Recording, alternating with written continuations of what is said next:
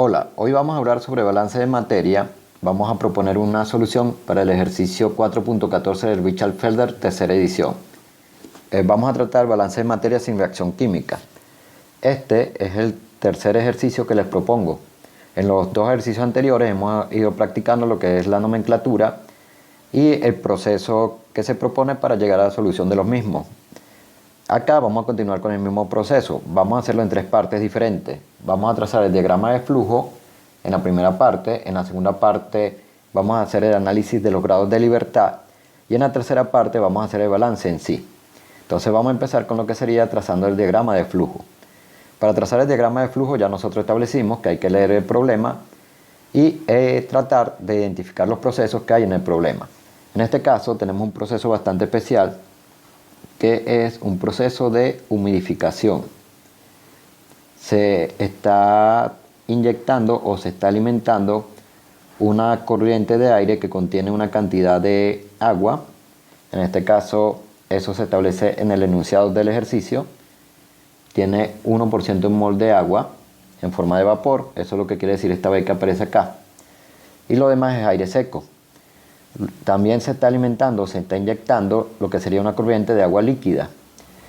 El agua líquida se evapora con el propósito de que el aire, en este caso la corriente que trae agua en forma de vapor y aire, absorba parte de esta agua. Entonces, para hacer lo que sería el diagrama de flujo, vamos a dibujar un cuadrito. Debemos recordar que nosotros dijimos que los cuadritos representaban una unidad y la unidad es donde se lleva a cabo el proceso. En este caso sería una unidad de humidificación. Vamos a colocar una H.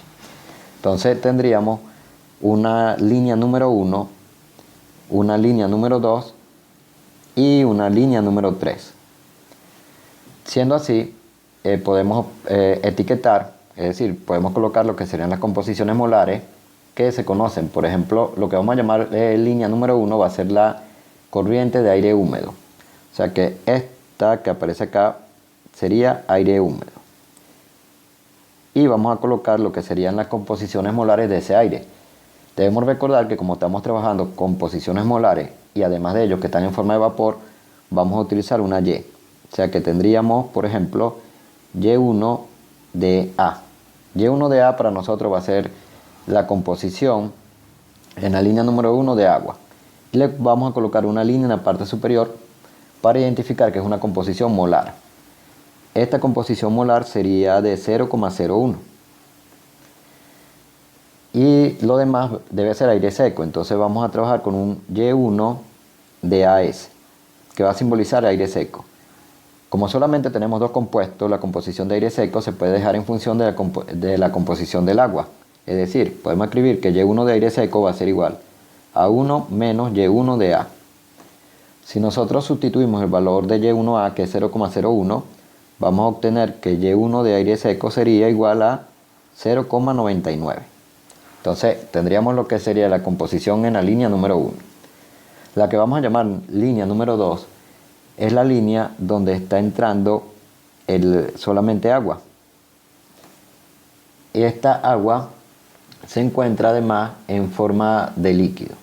Entonces, acá de todas maneras el enunciado lo establece, se alimenta agua líquida a través de un flujómetro. Entonces tendríamos que acá solamente vamos a tener agua líquida. Si nosotros queremos colocar la composición, por ejemplo, tendría que ser X porque es líquido 2A. El 2 para indicar que estamos en la línea número 2 y el A para indicar que es de agua. Una línea en la parte superior para indicar que es molar y colocaríamos 1. ¿Por qué vamos a colocar 1? Vamos a colocar 1 porque el único compuesto que hay allí es agua. Entonces tendríamos agua en forma líquida alimentada en la línea número 2 o que está entrando en la línea número 2. Lo que va a ser la línea número 3, que va a ser la línea de salida, va a ser lo que nosotros deseamos obtener. En este caso, si nosotros leemos, dice que se va a humidificar para que adquiera un contenido de 10% en mol de agua. Eso quiere decir que la línea número 3, que es la línea de producto, debe tener una fracción molar. Entonces va a ser Y, porque va a estar en forma de vapor. Una línea en la parte superior, porque va a ser molar. 3 para decir que es la línea número 3 y A de agua. Y entonces esa composición o esa fracción molar va a tener un valor de 0,10. lo que sería la fracción de aire seco en esta línea la podemos dejar en función de la fracción molar de agua, es decir, 1 menos la fracción molar de agua en la línea número 3. Si nosotros sustituimos el valor de la fracción molar de agua en la línea número 3, que es 0,10, obtendríamos que la fracción molar de aire seco en la línea número 3 definitivamente va a ser 0,90. Entonces acá vamos a tener etiquetado el proceso. Entonces debemos recordar que lo que tenemos es aire que está entrando con un porcentaje de agua, pero aparentemente no es suficiente, se desea que sea mayor. Para eso se alimenta o se coloca a entrar una línea de agua líquida que se evapora, y así parte de esa agua va a pasar a formar parte del aire húmedo y va a aumentar lo que sería el porcentaje o la composición molar del agua en ese aire. Ahora, hay un punto muy importante o muy interesante, y es que nosotros tenemos lo que se conoce como flujómetro. Esto puede ser, de hecho es un artefacto que se utiliza para medir el flujo volumétrico y está colocado en la línea número 2. Ahora, él indica un caso bastante interesante, y él nos da la lectura de ese flujómetro. Dice que está dando 95 y dice que los únicos datos de calibración disponibles son 2 puntos garabateados en una hoja de papel que indican una lectura de 15 y 50 del flujómetro, que corresponden a velocidades de flujo de 40 y 96,9 pie cúbico por hora respectivamente. Ahora, ¿qué tenemos que hacer nosotros con esos datos? Nosotros lo que tenemos que hacer es construir lo que se conoce como curva de calibración. Esta que nosotros tenemos acá es la que por lo general se llama curva de calibración. Esa curva de calibración en realidad puede tener cualquier forma. Como nosotros no tenemos ninguna otra indicación acerca de esta curva o de los datos que se tomaron o que están anotados en la hoja de papel, nosotros vamos a suponer, y esto es muy importante, estamos suponiendo que la curva de calibración va a ser una línea recta. Entonces vamos a suponer que esa curva de calibración va a ser una línea recta. Acá tenemos de manera tabulada lo que serían los datos que aparecían en la hoja de papel. Para una lectura de 15 es 40 pie cúbico por hora, para una lectura de 50 es 96,9 pie cúbico por hora, y para la lectura que tenemos actualmente, que sería 95, tenemos que establecer cuánto es el flujo volumétrico. Ahora, ¿por qué deseamos establecer el flujo volumétrico? Debemos recordar que los balances de materia que nosotros vamos a trabajar se realizan en masa o en moles. Entonces, en este caso, nosotros no tenemos ninguno de los flujos, ni F1, ni F2, ni F3. A través del flujómetro, nosotros lo que podemos obtener es el flujo que hay en la línea número 2, donde está conectado el flujómetro. Debemos recordar que aquí se encuentra conectado el flujómetro. Entonces, en la línea número 2 obtendríamos el flujo, solamente que va a ser un flujo volumétrico, que va a ser pie cúbico o va a estar en las unidades de pie cúbico por hora, que no nos va a servir, porque nosotros necesitamos que bien sea flujo másico para trabajar en masa, o bien sea flujo molar para trabajar en moles. En este caso lo necesitaríamos en moles porque todas las composiciones son molares. Entonces lo primero que vamos a hacer nosotros es tratar de determinar cuál es la velocidad de flujo volumétrico que hay en la línea número 2. Y para eso vamos a utilizar la curva de calibración y vamos a utilizar los datos que se tienen del flujómetro. Ahora, ¿cómo vamos a utilizar la curva de calibración? Como esta es una línea recta, debemos recordar que las líneas rectas tienen una ecuación que se llama punto pendiente, que es y igual a mx más b. Esta es para cualquier línea recta. En este caso, nosotros lo que tenemos es flujo volumétrico en función de la lectura, que es R. Así que podemos establecer que la ecuación que nosotros definitivamente vamos a utilizar para esta línea debe ser análoga a esta. Por ejemplo, en la vertical nosotros tenemos lo que es flujo volumétrico. Quiere decir que el flujo volumétrico va a reemplazar a lo que es la variable y en la línea recta. Entonces vamos a colocar que el flujo volumétrico va a ser igual a m, que es la pendiente, en este caso por R, porque R aparece en el eje horizontal y quiere decir que está jugando el papel de la X, más B. Entonces esta va a ser la ecuación de la curva de calibración. Es decir, que la curva de calibración va a tener por ecuación flujo volumétrico igual a m, que va a multiplicar a la lectura del flujómetro, más b. Ahora, ¿quiénes son m y b? M y B son unas constantes de la línea recta, es decir, cuando nosotros trabajamos con una línea recta, nosotros utilizamos esa ecuación que se llama pendiente intersección, que es y igual a mx más b. M y b son unas constantes. M es lo que se conoce como pendiente de la línea recta y es igual a y2 menos y1 sobre x2 menos x1.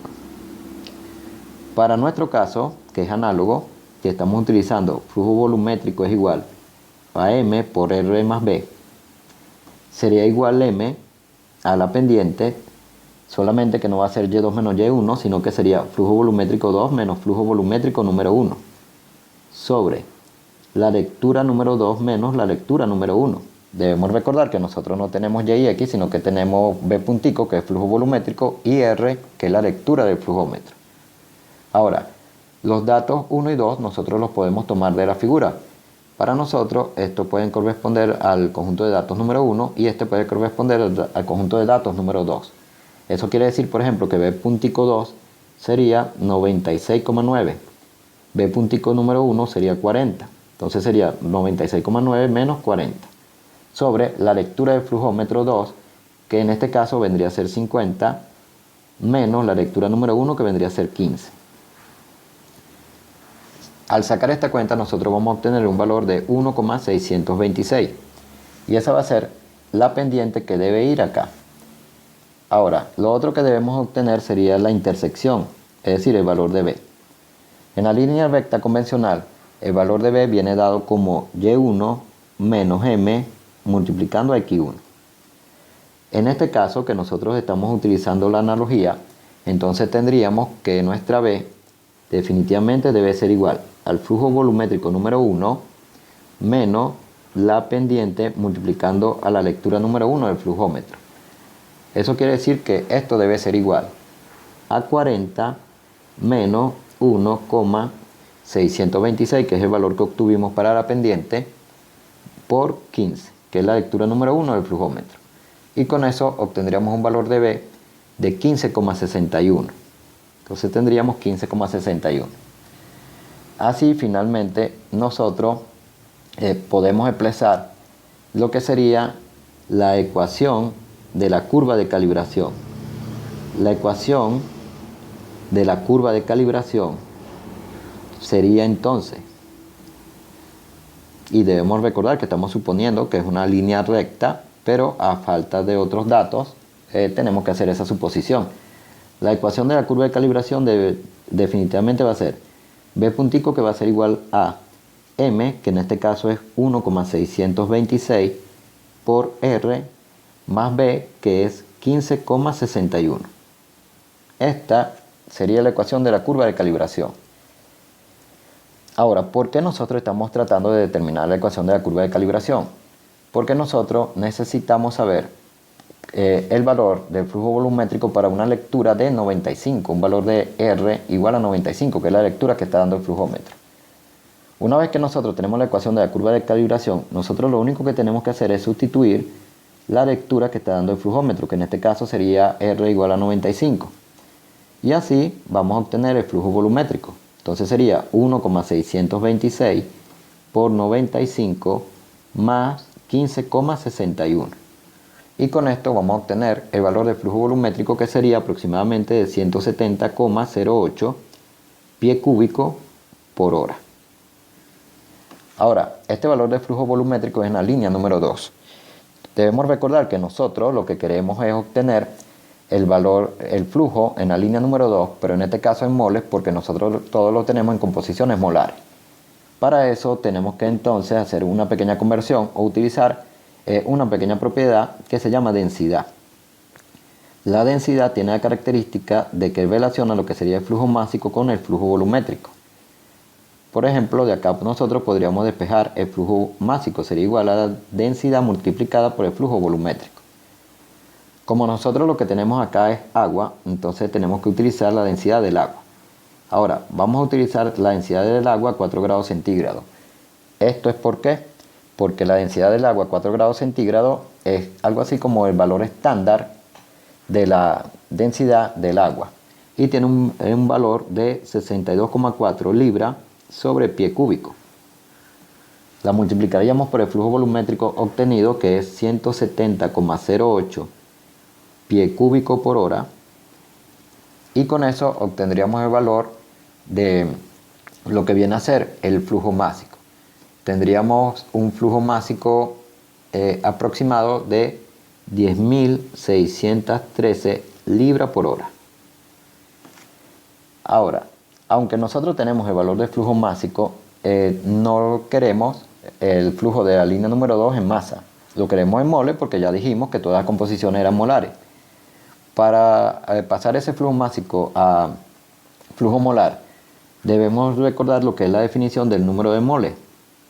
El número de moles es igual a la masa sobre el peso molecular. Los punticos es para indicar flujo. Quiere decir que puede ser número de moles o puede ser flujo molar. El flujo molar es igual al flujo másico sobre el peso molecular. Entonces tomaríamos lo que vendría a ser el flujo másico, que es 10.613 libras sobre hora, y lo vamos a dividir entre el peso molecular del agua, que es aproximadamente 18 libras sobre libra mol. Y con esto vamos a obtener el flujo molar en la línea número 2, que tendría un valor de 589,61 libra mol por hora. Y así, definitivamente obtendríamos que F2 va a ser igual a 589,61 libra mol por hora. Ahora, esto es lo que comúnmente o generalmente nosotros llamamos un cálculo preliminar. Es como un pequeño problema que nosotros tenemos que solucionar antes de empezar a solucionar el problema de balance de materia. De hecho, en los problemas de balance de materia generalmente se tienen que hacer varios cálculos preliminares para poder luego comenzar a resolver el problema. Entonces aquí tenemos el cálculo preliminar. De hecho, podríamos anotar el valor de esta F2. Podríamos colocar que es 589,61 libra mol por hora, que es lo que acabamos nosotros de determinar.